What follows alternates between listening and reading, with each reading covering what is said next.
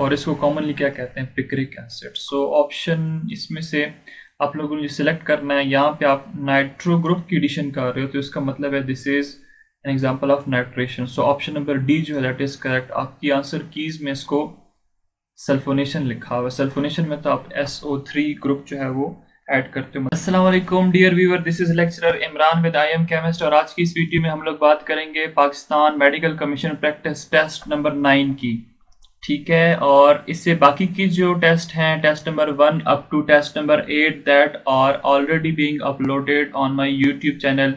आप मेरे YouTube channel पे जाके वहाँ से देख सकते हैं, या फिर आप इस वीडियो की डिस्क्रिप्शन लिंक में जाए, वहाँ पे आपको सारे टेस्ट जितने भी सॉल्व हो चुके हुए हैं उनके लिंक्स मिल जाएंगे। और बाकी के टेस्ट जो हैं वो मैं हर रोज अपलोड करता जा रहा हूँ। सो आप लोग इस चैनल को सब्सक्राइब करें ताकि हर आने वाली वीडियो आप तक पहुंच सके। व्यूअर्स, मैं आपको ये बताता चलूं कि इस वीडियो में हम लोग इसमें करेक्ट आंसर को सिर्फ मार्क नहीं करते, बल्कि इस वीडियो में जो भी MCQs हैं, बल्कि इस टेस्ट के अंदर जो भी MCQs हैं उसको हम स्टडी करते हैं और उससे जो भी रेलेवेंट इंफॉर्मेशन होती है वो भी मैं आपके साथ शेयर करता हूँ।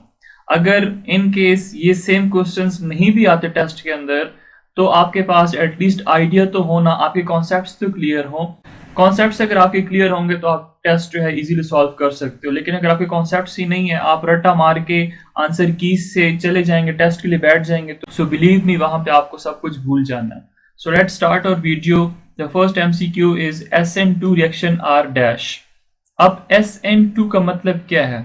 SN2 का मतलब है कि हमारे पास इसमें एक ही स्टेप होता है, ठीक है, और उसमें हमारे पास अल्काइल हैलाइड होते हैं और साथ में हम इसके अंदर न्यूक्लियोफाइल जो है वो ऐड कर लेते हैं। फिर हमारे पास क्या बनता है, एक ट्रांजिशन स्टेट की फॉर्मेशन होती है। ट्रांजिशन स्टेट के बाद हमारे पास क्या बनते हैं, प्रोडक्ट्स की फॉर्मेशन हो जाती है। सो यहाँ पे हमारे पास एक ही स्टेप है, उसके अंदर कितने मॉलिक्यूल्स इन्वॉल्व हो रहे हैं, 2 मॉलिक्यूल्स, न्यूक्लियोफाइल भी इन्वॉल्व होगा और साथ में अल्काइल हैलाइड भी इन्वॉल्व हो रहा है। तो इसका मतलब है कि it is nucleophilic bimolecular substitution reaction. So option number B जो है दैट इज करेक्ट। और याद रखेंगे this question is from alkyl halides. आप लोगों ने SN1, SN2, E1, E2 reaction mechanism पढ़े हुए हैं ना, तो वहां से इस क्वेश्चन को पिक किया गया है from second year chemistry. Next आपके पास है the sequence of amino acids combine in a peptide chain is called. आपके पास अमाइनो एसिड्स है। अमाइनो एसिड का स्ट्रक्चर तो आई होप सो आप लोगों को आता होगा ना, कि हमारे पास यहाँ पे क्या होता है, कार्बोक्सिलिक एसिड ग्रुप होता है, ठीक है, और यहाँ पे कोई हाइड्रोजन लगा दें, यहाँ पे हमारे पास NH2 एमाइनो ग्रुप होता है। अब हम क्या करते हैं, इसको एक और अमाइनो एसिड के साथ कंबाइन करते हैं, तो हमारे पास यहाँ पे भी क्या होगा, ये आपके पास कोई R ग्रुप लगा दें, ठीक है, कोई भी ऑर्गेनिक चेन जो है वो अटैच कर लें और यहाँ पे आप क्या लगा दें, कार्बोक्सिलिक एसिड लगा दें। अब कार्बोक्सिलिक एसिड में से H रिमूव हो जाता है और यहाँ से इसको हम थोड़ा सा ओपन करके लिख लेते हैं NH2 को, ठीक है, NH2 हम ऐसे कर लेते हैं। अब कार्बोक्सिलिक एसिड से OH और ये जो आपके पास एमाइनो ग्रुप है, यहाँ से H जो है वो रिमूव हो जाता है। इसका मतलब है यहाँ से क्या चीज़ रिलीज हो जाएगी, वाटर मॉलिक्यूल जो है वो रिलीज हो जाएगा और इन टर्न हमारे पास बॉन्ड किसके बीच में बन जाएगा, हम फुल नहीं लिखते, मैं यहाँ पे ये लिख देता हूँ, ये आपके पास C डबल बॉन्ड O होता है ना, यहाँ से OH तो रिमूव हो गया, वैलेंसी खाली है, तो नाइट्रोजन जो है जहाँ से हाइड्रोजन रिमूव हो गया उस वैलेंसी की वजह से यहाँ पे इस तरह बॉन्ड बना लेते हैं। बाकी यहाँ पे पूरा ग्रुप अटैच कर दें, सिमिलरली यहाँ पे पूरा ग्रुप जो है वो अटैच कर दें। अब बीच में किस चीज़ की फॉर्मेशन हो रही है, नाइट्रोजन और कार्बन के बीच में बॉन्ड बन रहा है और इसको हम कहते हैं पेप्टाइड बॉन्ड, ठीक है। अब ये आपसे पूछ रहा है कि the sequence of amino acid combine in a peptide chain is called. अब ये आपके पास पेप्टाइड चेन में लॉन्ग अगर आपके पास चेन बन जाएगी तो that would be the primary structure. So option number A जो है ये आपके पास करेक्ट है। प्रोटीन्स के डिफरेंट स्ट्रक्चर होते हैं, आप लोग पढ़ते आ रहे हो, primary structure, secondary, tertiary, quaternary structure. So right option यहाँ पे जो that is option number A. Next आपके पास है which of the following shows Planck's quantum theory. जो आपके पास गिवन ऑप्शंस हैं इसमें से नन ऑफ दीस। लेकिन अगर आप ये जो आपके पास इक्वेशन नंबर ए है इसमें आप लगा लेते हो HC न्यू, इसके ऊपर बार लगा देते हैं, ठीक है, वेव नंबर अगर बन जाएगा। So this is the equation for Planck's quantum theory. आप इसको फेडरल बोर्ड की केमिस्ट्री में जाएं, वहाँ पे एटॉमिक स्ट्रक्चर का चैप्टर जो है वहाँ पे प्लैंक्स क्वांटम थ्योरी है, उसका सबसे जो एंड पे इक्वेशन है वो आपको ये वाली मिलेगी। नेक्स्ट आपके पास anything under study during a chemical reaction in thermodynamic is called as what. अब जो चीज अंडर स्टडी होती है थर्मोडायनामिक में आप लोग पढ़ते आ रहे हो, that is the system. So option number B जो है दैट इज करेक्ट। और जो सिस्टम को सराउंड कर रहा होता है दैट इज सराउंडिंग। नेक्स्ट आपके पास है from which of the following sources acetic acid was first isolated. Acetic acid क्या चीज है? एसिटिक एसिड का फार्मूला तो आप लोग को आता होगा CH3, ये आपके पास C डबल बॉन्ड O और यहाँ पे H, this is acetic acid. इसको फर्स्ट टाइम आइसोलेट किया गया था फ्रॉम वेनेगर। वेनेगर तो आप लोगों को पता होगा, जब सर्दी होती है आप लोग फिश खाते हो, फिश के ऊपर सिरका डालते हो, तो उस सिरके को हम क्या कहते हैं? वेनेगर। और इससे फर्स्ट टाइम एसिटिक एसिड जो है ऑब्टेन किया गया था। नेक्स्ट आपके पास है the smallest part of crystal lattice showing all the properties of a crystal. अब क्रिस्टल क्या होता है? आप लोगों ने सोडियम क्लोराइड का क्यूबिक स्ट्रक्चर तो पढ़ा होगा, ठीक है। क्यूबिक क्रिस्टल के बारे में आप लोग को पता होगा, सोडियम और क्लोराइड आयन जो है मिलके क्यूबिक स्ट्रक्चर बना लेते हैं। अब उसमें से आप सिंपलेस्ट एक उसका पार्ट ले लो, छोटा सा। अब इस एक पार्ट के अंदर पूरी क्रिस्टल की प्रॉपर्टीज होंगी, ठीक है। मतलब जो पूरी क्रिस्टल की प्रॉपर्टीज होंगी वो इस पार्ट की भी होगी। सो इस पार्ट को आप लोग क्या कहते हो? This part is known as unit cell. So option number B is correct. Next आपके पास है question number 7, Nyholm and Gillespie explain the shapes of molecules for. आप लोगों ने valence shell electron pair repulsion theory पढ़ी होगी। अब कह रहा है कि ये दो आपके पास बंदे हैं, इन्होंने मॉलिक्यूल्स, कौन से मॉलिक्यूल्स की शेप्स के बारे में एक्सप्लेनेशन दी थी। सो याद रखिए कि those are for non transition element. Non transition elements कौन से होते हैं? डी एंड एफ ब्लॉक के जो एलिमेंट्स हैं उनको हम कहते हैं ट्रांजिशन एलिमेंट्स। इसके अलावा जो एलिमेंट्स हैं, जैसे आपके पास एस ब्लॉक के एलिमेंट्स हैं, इसी तरह पी ब्लॉक के एलिमेंट्स हैं, these are non transition elements. तो ये जो दो बंदे थे, इन्होंने इन एटम से मिलकर जो मॉलिक्यूल्स बनते हैं उनकी शेप्स के बारे में एक्सप्लेनेशन दी थी। फॉर एग्जांपल वाटर, ठीक है। वाटर किसने क्या कहा था कि उल्टा वी जो होता है बैंड शेप ज्योमेट्री होती है, जिस तरह ये आपके पास है। अब ये अगर देखें तो हाइड्रोजन बिलोंग करता है एस ब्लॉक से, ऑक्सीजन बिलोंग करता है पी ब्लॉक से। इसी तरह अगर हम बात करते हैं इमोनिया की, तो इमोनिया का इन्होंने कहा था भाई मेटल शेप इसकी ज्योमेट्री बनती है, 107.5 इसका एंगल होता है। इसी तरह बाकी अगर आप बात करते हो BF3 की, सो BF3 में अगर आप देखें, सो यहाँ पे भी आपके पास क्या है, दोनों जो एटम हैं बोरॉन और fluorine, both belongs to P block element. So option number B is correct for non transition elements. Equilibrium constant for ideal gas in term of partial pressure. अब पार्शियल प्रेशर जब आप पढ़ोगे तो वहाँ पे equilibrium constant जो लिखते हो that is K small p। Small p जो है that represent partial pressure. Dalton law of partial pressure आप लोगों ने पढ़ा होगा कि टोटल प्रेशर क्या होता है, PT is equal to partial pressure of gas A, partial pressure of gas B, इन सबको मिक्स करेंगे, ऐड करेंगे तो आपके पास टोटल प्रेशर जो है उसकी वैल्यू आएगी। नेक्स्ट आपके पास in a voltaic cell zinc electrode is dipped in but. Voltaic cell क्या होता है, या वोल्टिक सेल भी इसको बोलते हैं। ये आपके पास दो कंपार्टमेंट होते हैं, ठीक है। यहाँ पे एक रॉड लगा होता है, यहाँ पे एक रॉड लगा होता है, इसको आप कहते हो एनोड, और ये मिलके बना होता है जिंक से। इसको आप कहते हो कैथोड, और ये मिलके बना होता है कॉपर से, मतलब कॉपर से मिलके बना होता है एक्चुअली। अच्छा, यहाँ पे हमारे पास कुछ सोल्यूशन होता है, ठीक है, इलेक्ट्रोलाइट, जिसको हम कहते हैं 1 मोलर जिंक सल्फेट सोल्यूशन, ठीक है। 1 मोलर जिंक सल्फेट सोल्यूशन होता है यहाँ पे। इसी तरह ये जो है this is 1 molar copper sulphate solution. फिर हम क्या करते हैं, इसको एक्सटर्नली कनेक्ट कर देते हैं, और यहाँ पे हम इन्वर्टेड यू शेप जो है सॉल्ट ब्रिज जो है वो लगा देते हैं। अब यहाँ से आपके पास पूछ क्या आ रहा है, zinc electrode is dipped in what, zinc sulphate solution के अंदर। सो राइट ऑप्शन जो है that is option number D. Next आपके पास in IUPAC naming alcohol are named as dash. देखें अल्केन है, ठीक है, सिंपलेस्ट जो हाइड्रोकार्बन है ना, इसी से जितने भी आपके पास बाकी कंपाउंड है उनका नोमेनक्लेचर बनाया गया है।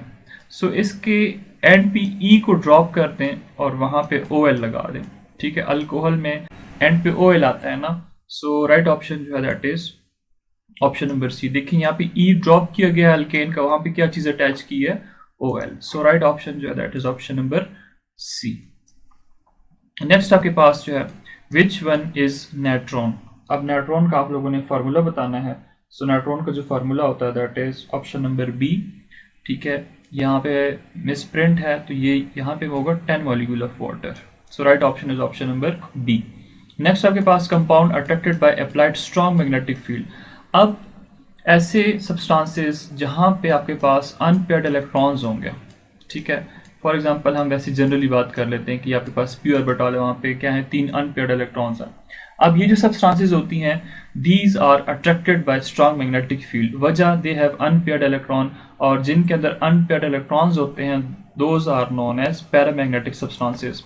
लेकिन अगर आपके पास कुछ इस तरह का है, ठीक है, ये आपके पास इनको आप पेयर्ड कर दें, जब पेयर्ड करेंगे तो तब क्या होगा, इनको मैग्नेट जो है वो अट्रैक्ट नहीं करेगा, और जब मैग्नेट अट्रैक्ट नहीं करेगा सो उनको आप कहोगे डायमैग्नेटिक सब्सटेंसेस। यहाँ पे आपसे पूछ रहा है कि compounds that are attracted by strong magnetic field. So strong magnetic field को जो कंपाउंड अट्रैक्ट करती हैं those are known as paramagnetic substances. The turbid liquid were also called liquid crystal due to the presence of some degree of what। पहले तो turbid liquids क्या होते हैं, turbid liquid में जहाँ पे क्लाउडीनेस सी होती है, फॉर एग्जांपल आप वाटर ले लें, उसके अंदर इनिशियली दूध डाल दें तो आपके पास वाटर का जो वाटर वैसे है कलरलेस, लेकिन वो आपके पास क्लाउड की फॉर्मेशन टाइप हो जाती है, मतलब सोल्यूशन जो है वो टर्बिड हो जाता है, उसको हम टर्बिड सोल्यूशन कहते हैं।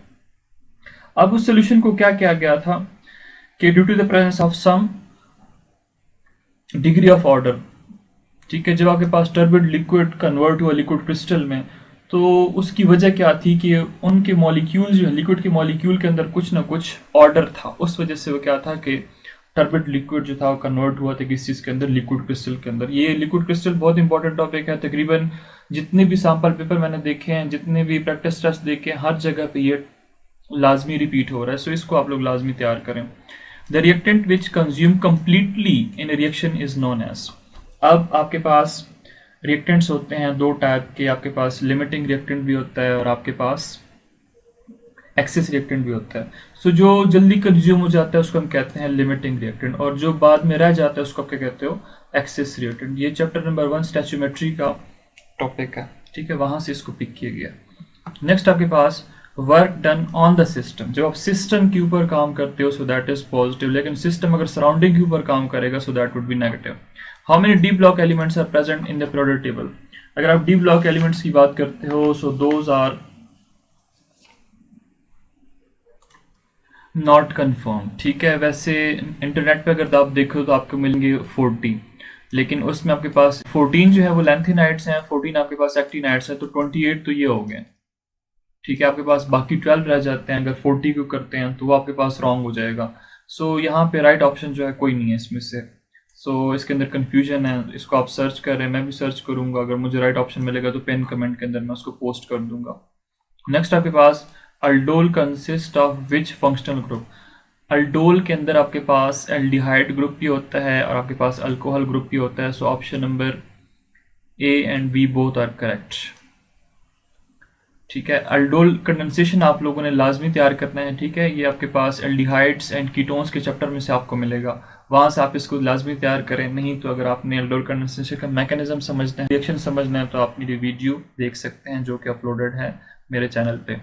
नेक्स्ट आपके पास tendency of an atom to attract a shared electron pair toward itself. Electronegativity की डेफिनेशन आप लोगों ने पढ़ी हुई है। सो इलेक्ट्रोनेगेटिविटी क्या है कि जब आपके पास एक एटम जो कि ज़्यादा पावरफुल होता है, जो कि ज़्यादा इलेक्ट्रोनेगेटिव होता है, वो दूसरे एटम के साथ जो इसने बॉन्ड बनाया होता है उसकी इलेक्ट्रॉनिक डेंसिटी को अपनी तरफ अट्रैक्ट कर लेता है, और इस फोर्स को क्या कहते हो, इलेक्ट्रोनेगेटिविटी।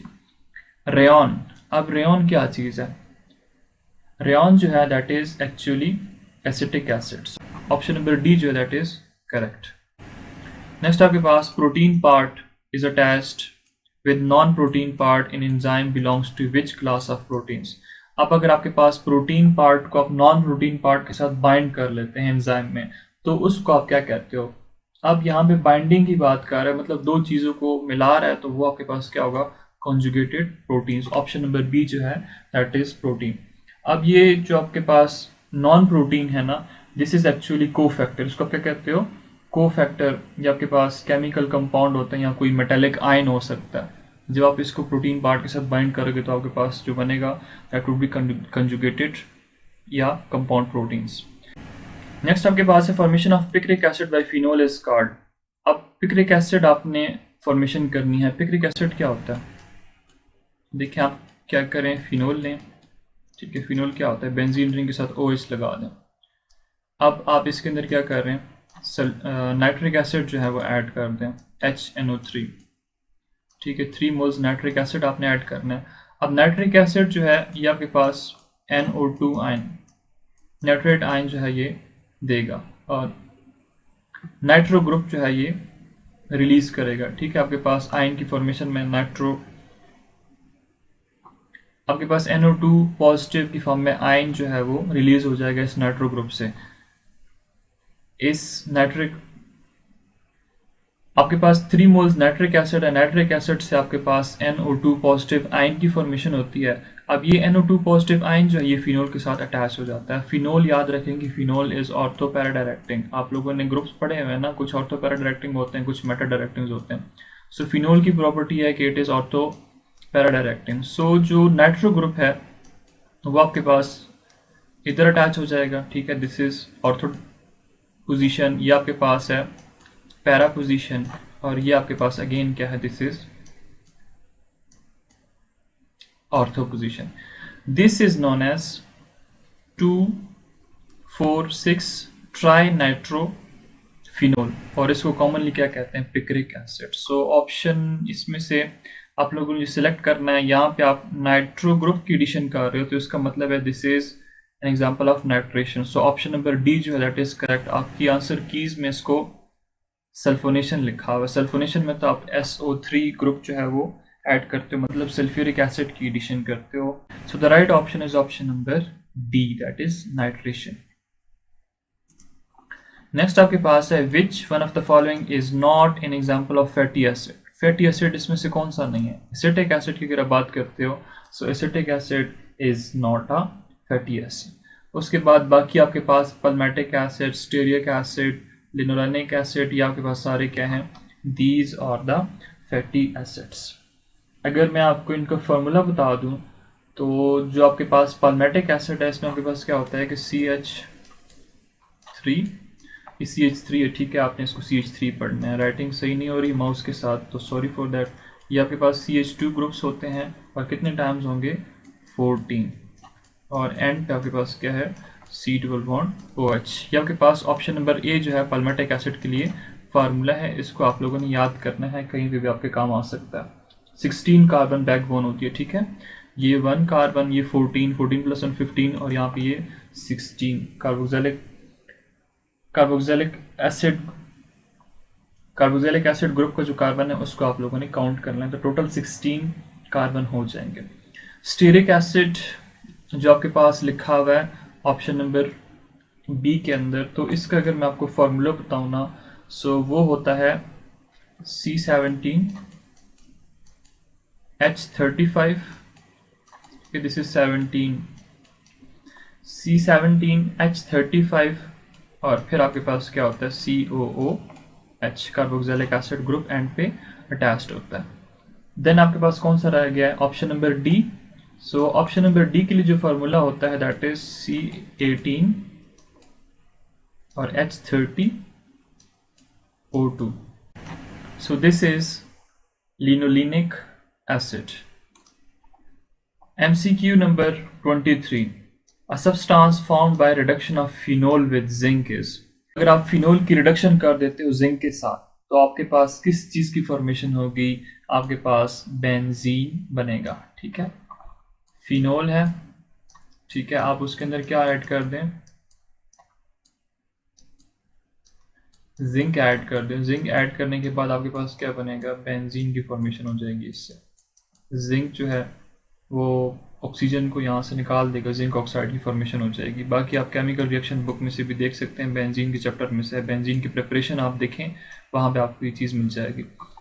नेक्स्ट आपके पास है glass is an example of what. Glass जो है इसको हम कहते हैं सूडो सॉलिड। सूडो सॉलिड कौन सा होता है, ये सॉलिड्स की ही टाइप्स होती है, ठीक है, जिसमें सब्सटेंस लगती बिल्कुल सॉलिड की तरह है, लेकिन एक्चुअली उसकी जो प्रॉपर्टीज होती हैं वो ऐसे लगता है जैसे ये लिक्विड है, मतलब that is not a true solid. Next आपके पास है which catalyst are used in catalytic cracking. So याद रखें कैटालिटिक क्रैकिंग जो होती है ना, उसके अंदर हम लोग यूज़ करते हैं सिलिका, मतलब SiO2 आप लोगों ने पढ़ा होगा, यहाँ पे लिख देता हूँ। सिलिका जो है इसका फार्मूला होता है SiO2 और एल्यूमिनियम जो होता है Al2O3। सो ये आपके पास कैटलिस्ट होते हैं जिनको हम यूज़ करते हैं क्रैकिंग में। सो ऑप्शन नंबर बी जो है दैट इज़ करेक्ट। हाइड्रोकार्बन की आप लोगों ने ब्रेकिंग करनी है ना, सो उसको हम कहते हैं क्रैकिंग। नेक्स्ट आपके पास which one is for evaporation. अब यहाँ पे ये क्लियर ही नहीं है कि आपसे मांग क्या आ रहा है। सो यहाँ पे अगर हम देखते हैं एवपोरेशन सरफेस फिनोमेना बिल्कुल ठीक है, एक्सोथर्मिक नहीं, कूलिंग कॉज कूलिंग बिल्कुल कूलिंग भी कॉज करता है, continuous process. Option number C जो है इसमें मुझे गड़बड़ लग रही है, बट स्टिल ये क्वेश्चन जो है क्लियर नहीं है। बाकी ए बी और डी जो है ये ठीक है, लेकिन एक्सोथर्मिक ये मुझे सही नहीं लग रहा। नेक्स्ट आपके पास phenol was obtain from dash for the first time. याद रखें ये बहुत इंपॉर्टेंट MCQ है।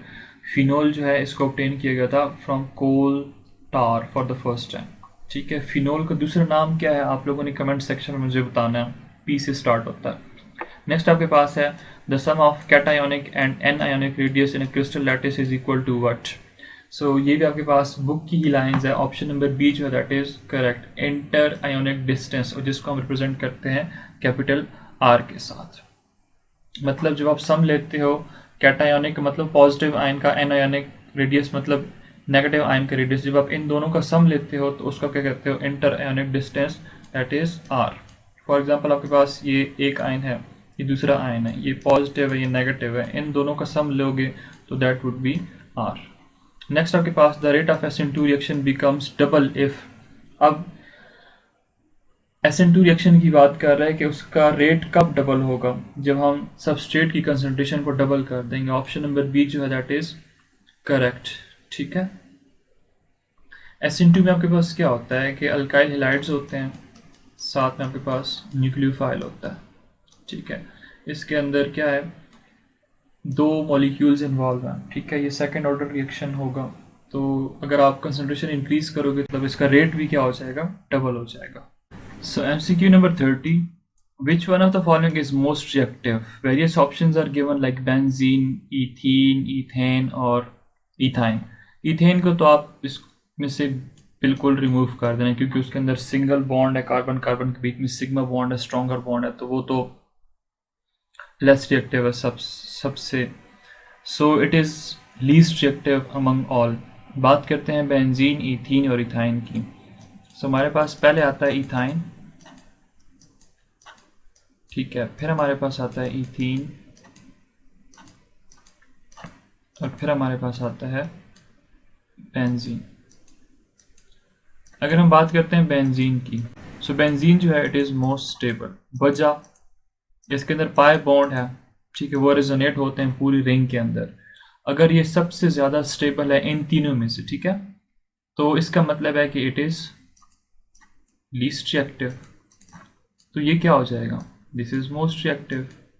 सो इन तीन ऑप्शंस में इथाइन जो है दैट इज मोस्ट रिएक्टिव, क्योंकि ये लीस्ट स्टेबल होता है। ठीक है, वजह क्या है, इसके अंदर आपके पास होते हैं ट्रिपल बॉन्ड, एक आपके पास बीच में सिग्मा बॉन्ड है, बाकी पाई बॉन्ड है।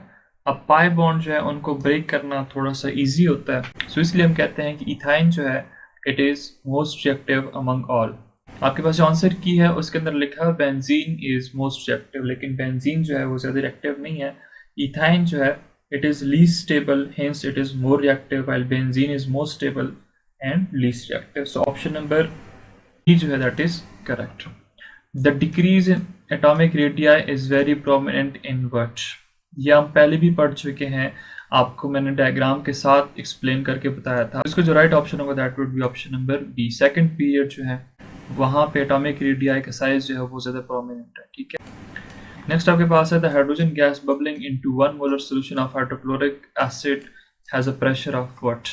अब ये आपकी बुक की लाइन है, that is option number D 1 atmospheric pressure. इसको हम लोगों ने सैम्पल पेपर के अंदर भी डिस्कस किया था।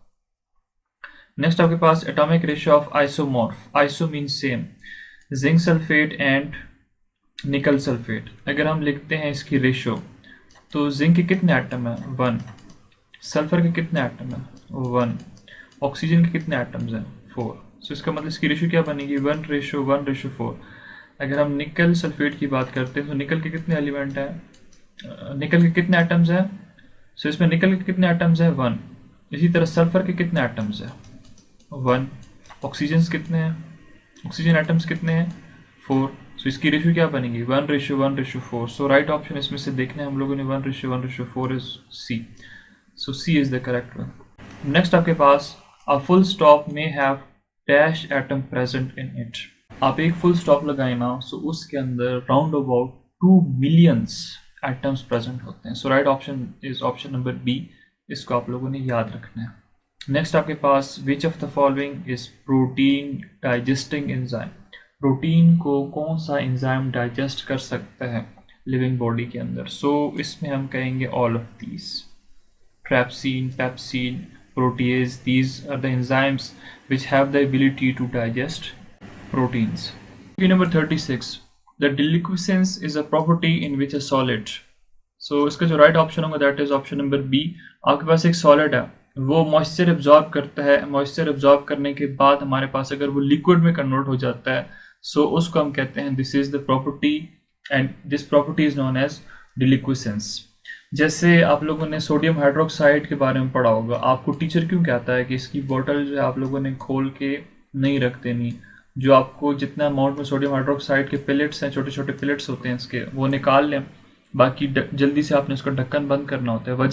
वजह ये होती है कि सोडियम हाइड्रोक्साइड के जो पैलेट्स होते हैं छोटे छोटे, उनकी ये प्रॉपर्टी होती है कि वो मॉइस्चर जो नमी होती है, वाटर मॉलिक्यूल जो प्रेजेंट होते हैं एयर में, उनको अब्जॉर्ब करके लिक्विड में कन्वर्ट हो जाते हैं। इसी तरह आपके पास पोटेशियम हाइड्रोक्साइड के बारे में आप लोगों ने पढ़ा होगा, ठीक है। इसी तरह अगर आपके पास सोडियम नाइट्रेट है, so these all have deliquescence property. अगर आप इनको एयर में रखते हो तो मॉइस्चर एब्जॉर्ब कर लेते हैं और लिक्विड के अंदर कन्वर्ट हो सकते हैं।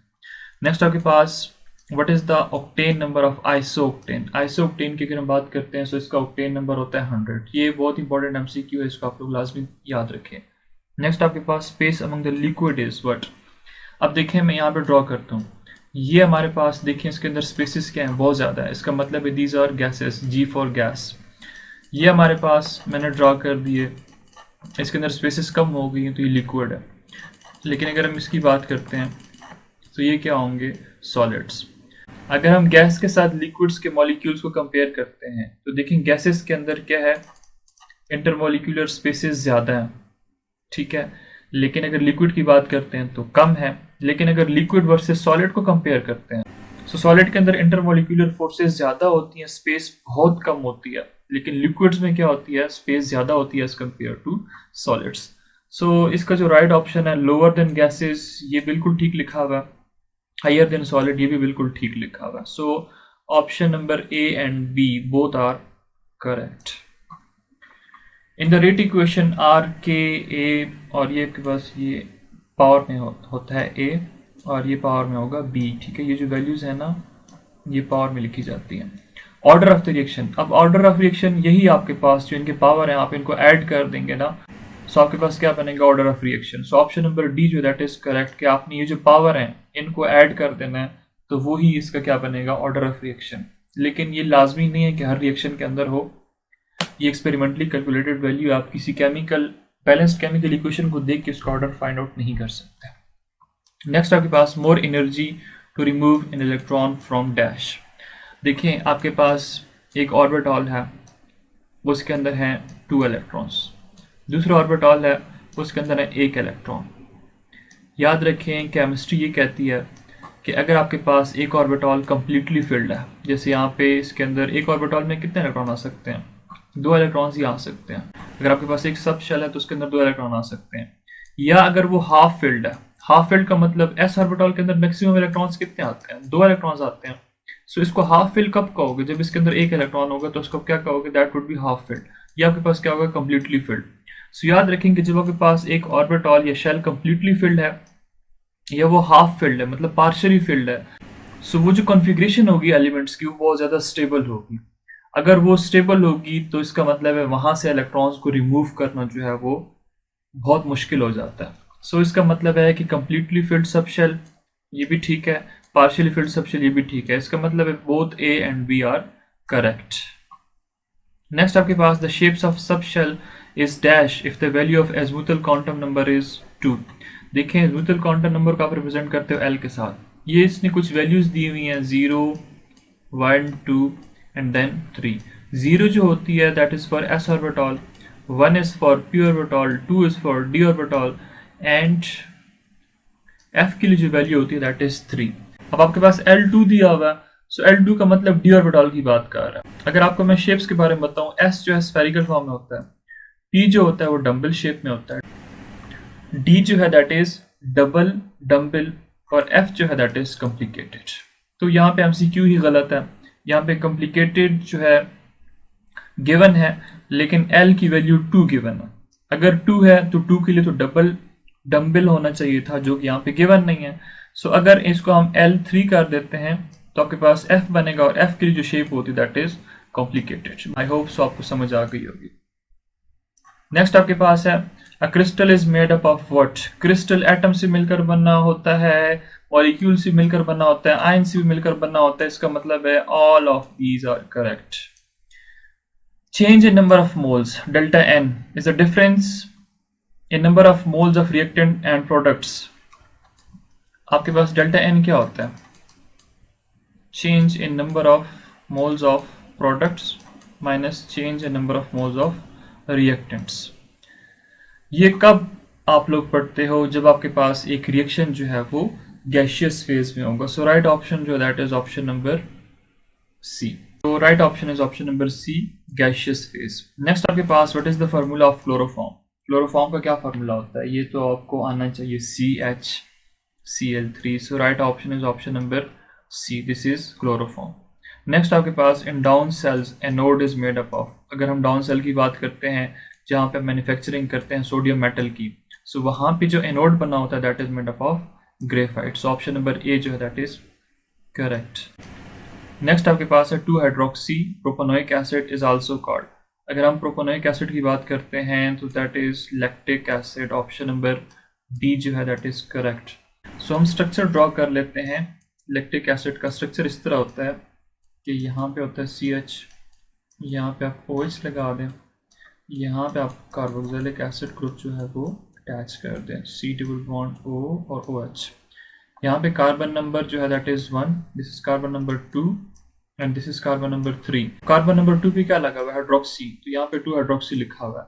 टोटल कार्बन 3 कार्बन है 1 2 3, तो इसलिए प्रोप कहेंगे, और कार्बोक्सिलिक एसिड ग्रुप लगा हुआ है तो प्रोपेनोइक एसिड कहेंगे। So that is what is known as 2 hydroxy propanoic acid, और इसको हम लैक्टिक एसिड भी कहते हैं।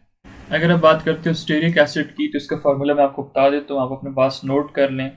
C17H35 और एंड पे आप कार्बोक्सिलिक एसिड ग्रुप जो है COOH अटैच करते हैं।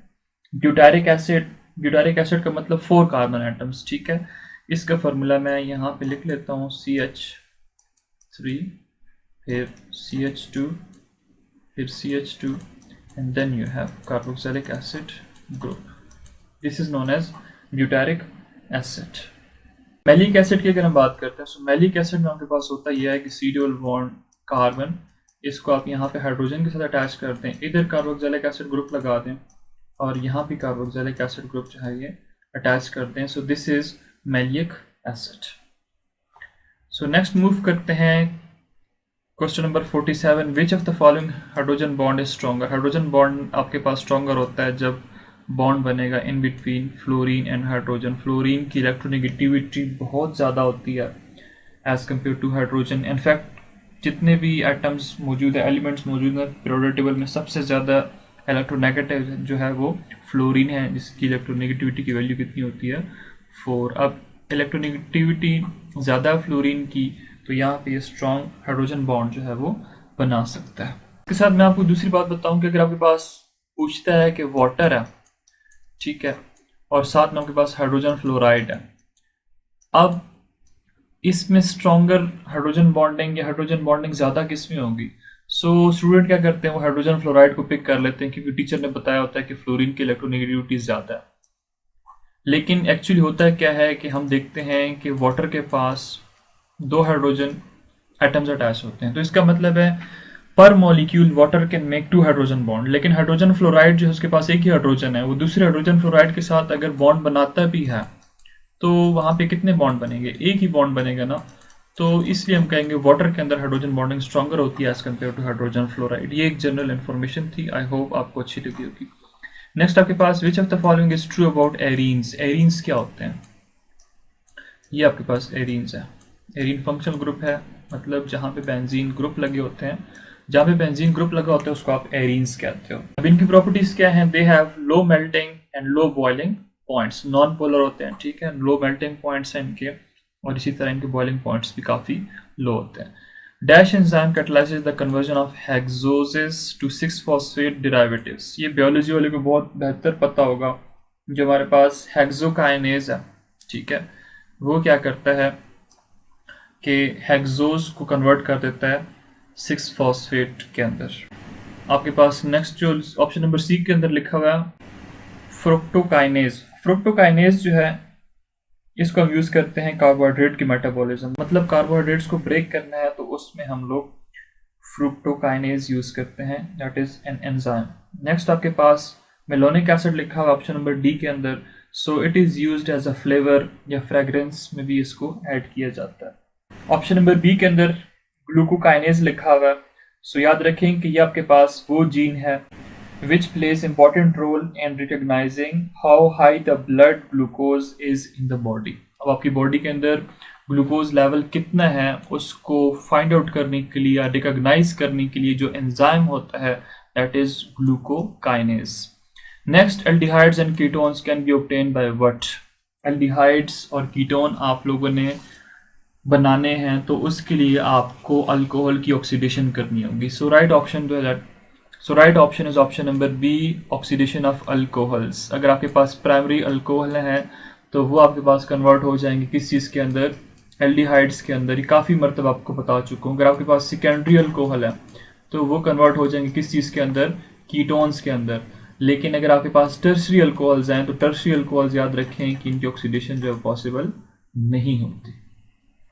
नेक्स्ट आपके पास which of the following does not have sp2 hybridized orbital.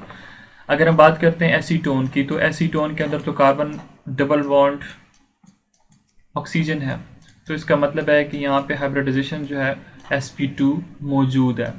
अगर आप बात करते हैं एसिटिक एसिड की तो एसिटिक एसिड का फार्मूला कुछ इस तरह होता है CH3 C double bond OH, यहाँ पे डबल बॉन्ड मौजूद है, इसका मतलब है ये आपके पास कार्बन जो है ये sp2 हाइब्रिडाइज्ड है, ठीक है। ओवरऑल हाइब्रिडाइजेशन की मैं बात करूँ, सिर्फ डबल बॉन्ड की मैं बात नहीं कर रहा। ओवरऑल इसके अंदर sp2 हाइब्रिडाइज्ड कार्बन जो है वो मौजूद है। अगर आप बात करते हो एसिड एमाइड की तो एसिड एमाइड कुछ इस तरह होता है, NH2 एमाइनो ग्रुप जो है वो अटैच होता है, तो यहाँ पे भी आपके पास sp2 हाइब्रिडाइज्ड कार्बन जो है वो पड़ा हुआ है। अगर आप बात करते हो C2 नाइट्राइल की तो C2 नाइट्राइल में आपके पास CH3 अटैच होता है C ट्रिपल बॉन्ड N के साथ। अब ये जो है इसके अंदर होती है sp हाइब्रिडाइजेशन। सो आपसे पूछ रहा है कि कौन से के अंदर sp2 हाइब्रिडाइज्ड ऑर्बिटल नहीं है, तो C2 नाइट्राइल में sp हाइब्रिडाइजेशन होती है। सो ऑप्शन नंबर बी जो है that is correct. Oxygen is not release on heating which of the following compound. So अगर हम बात करते हैं ऑप्शन नंबर ए की दैट इज इमोनियम डाइक्रोमेट, इसको अगर हम हीट अप करते हैं तो इससे आपके पास क्या बनेगा, नाइट्रोजन गैस की फॉर्मेशन होती है, मतलब N2 बनेगा, साथ में आपके पास जो फॉर्मेशन होगी that is chromium oxide Cr2O3, और साथ में आपके पास क्या बनेगा 4 मोल्स ऑफ वाटर की फॉर्मेशन हो जाएगी। लेकिन अगर आप बात करते हो बाकियों की तो बाकियों की प्रॉपर्टी होती है कि जब आप इनको हीट करोगे तो इनसे क्या चीज़ निकलती है, ऑक्सीजन गैस रिलीज होती है। इसमें देखिए नाइट्रोजन गैस, क्रोमियम ऑक्साइड और वाटर रिलीज हो जाते हैं। नेक्स्ट एक्सोथर्मिक, अच्छा इसका राइट ऑप्शन जो होगा that would be option number A. Next आपके पास in exothermic reaction forward reaction need what, exo का मतलब है कि वहां से हीट रिलीज हो रही है, अगर वो रिलीज हो रही है ऑलरेडी तो उसको आपको लेस एनर्जी देनी होगी। सो ऑप्शन नंबर सी जो है दैट इज करेक्ट। नेक्स्ट आपके पास how many electrons can occupy seventh energy level. Seventh energy level के लिए आप लोगों ने फार्मूला यूज करना है 2n²। n की जगह पे आप शेल नंबर लगा दो, दैट इज 7। 7 का स्क्वायर ले लें तो आपके पास 49 बनेगा। 49 को 2 से मल्टीप्लाई करें तो आपके पास 98 बन जाएगा। सो ऑप्शन नंबर डी जो है that is correct. Next MCQ जो है that is which metal is paramagnetic. Paramagnetic आपके पास वो होता है जिनमें अनपेयर्ड इलेक्ट्रॉन्स हों। अगर हम इनकी इलेक्ट्रॉनिक कन्फिगरेशन लिखते हैं, हम एक ही लिख लेते हैं, जैसे फॉर एग्जांपल आयरन 26 है। सो आपके पास होगा 1s2 2s2 2p6 3s2 3p6। यहाँ पे 20 हो जाएंगे और फिर हो जाएगा 3d6। अगर आप देखो तो डी के अंदर इसमें कितने इलेक्ट्रॉन्स आ रहे हैं, 6 इलेक्ट्रॉन्स आ रहे हैं। सो डी ऑर्बिटल हम इसको ड्रॉ कर लेते हैं इस तरह। ये आपके पास हो जाएगा dxy dyz dzx dx² minus y² and dz²। Writing अच्छी नहीं हुई लेकिन मैंने वो लिया सो आपको समझ आ गई होगी। अब कितने इलेक्ट्रॉन्स हैं हमारे पास, डी के अंदर 6 इलेक्ट्रॉन्स हैं। सो फिलिंग कैसे करेंगे, 1 2 3 4, ये 5 और ये 6। आप देख सकते हैं इसके अंदर 4 अनपेयर्ड इलेक्ट्रॉन्स हैं। तो सीधी सी बात है, it is paramagnetic in nature. Iron की बात कर रहे हैं, ठीक है। Atomic number 26। क्रोमियम का एटॉमिक नंबर होता है 24। मैंगनीज का एटॉमिक नंबर होता है 25। सो ये सारे तो बहन भाई हैं, एक ही लाइन में एक ही साथ आ रहे हैं। तो इसका मतलब है ये सारे के सारे क्या हैं, these are paramagnetic. So option number D जो है दैट इज करेक्ट। वजह, इन सब के अंदर अनपेयर्ड इलेक्ट्रॉन्स मौजूद होते हैं। The critical volume of oxygen molecule is dash centimeter cube per mole. So that is 74.42 gram per decimeter cube. Right option is option number C. So dear viewer, this was all about practice test number 9.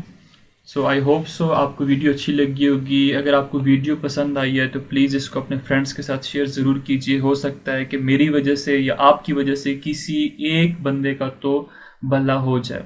Thanks for watching. Stay connected with I Am Chemist for more videos.